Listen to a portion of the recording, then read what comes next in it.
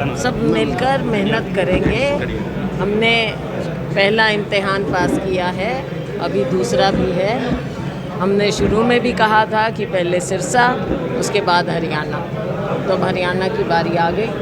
ज़्यादा से ज़्यादा सीटें हमने जीतनी हैं। सिरसा की 9 की 9 जीतनी हैं।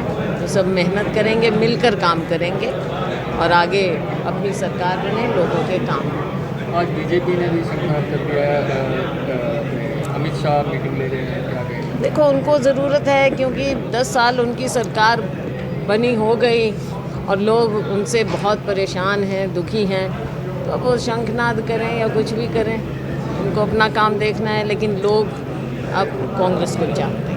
लोकसभा में पहले दिन जिस तरह से राहुल गांधी ने सप्लाई की, देखो, ये बहुत ही एक परंपरागत बात रही है हमारे संसद की कि जब नेता प्रतिपक्ष खड़े होते हैं तो स्पीकर साहब, सभापति उनको मौका देते हैं, बाकी सबको बिठाकर उनको मौका दिया जाता है। ये परंपरा रही है। लेकिन ना लोकसभा में ना राज्यसभा में परंपराओं को तो इन्होंने ताक पे रख दिया है। और जो लोगों की आवाज़ उठाना चाहें वो आवाज़ उठने नहीं देना चाहते।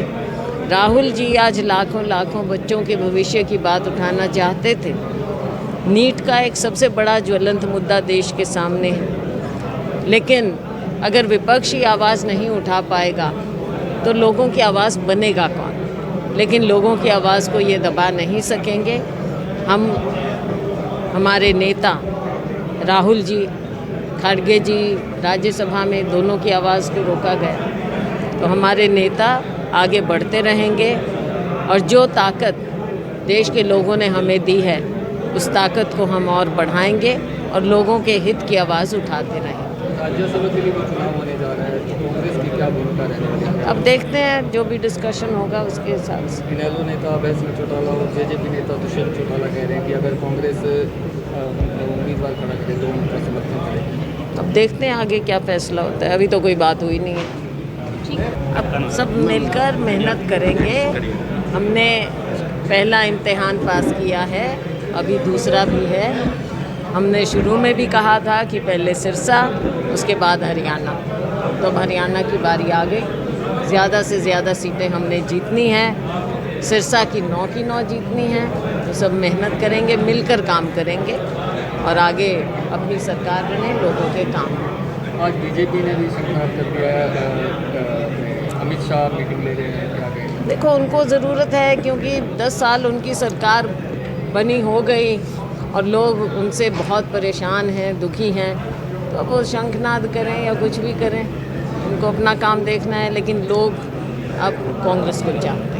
लोकसभा में पहले दिन जिस तरह से राहुल गांधी ने सप्लाई की, देखो, ये बहुत ही एक परंपरागत बात रही है हमारे संसद की कि जब नेता प्रतिपक्ष खड़े होते हैं तो स्पीकर साहब, सभापति उनको मौका देते हैं, बाकी सबको बिठाकर उनको मौका दिया जाता है। ये परंपरा रही है। लेकिन ना लोकसभा में ना राज्यसभा में परंपराओं को तो इन्होंने ताक पे रख दिया है। और जो लोगों की आवाज़ उठाना चाहें वो आवाज़ उठने नहीं देना चाहते। राहुल जी आज लाखों लाखों बच्चों के भविष्य की बात उठाना चाहते थे।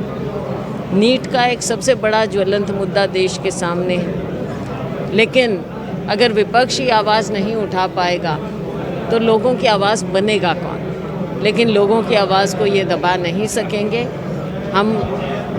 हमारे नेता राहुल जी, खड़गे जी, राज्यसभा में दोनों की आवाज़ को रोका गया। तो हमारे नेता आगे बढ़ते रहेंगे और जो ताकत देश के लोगों ने हमें दी है उस ताकत को हम और बढ़ाएंगे और लोगों के हित की आवाज़ उठाते रहेंगे।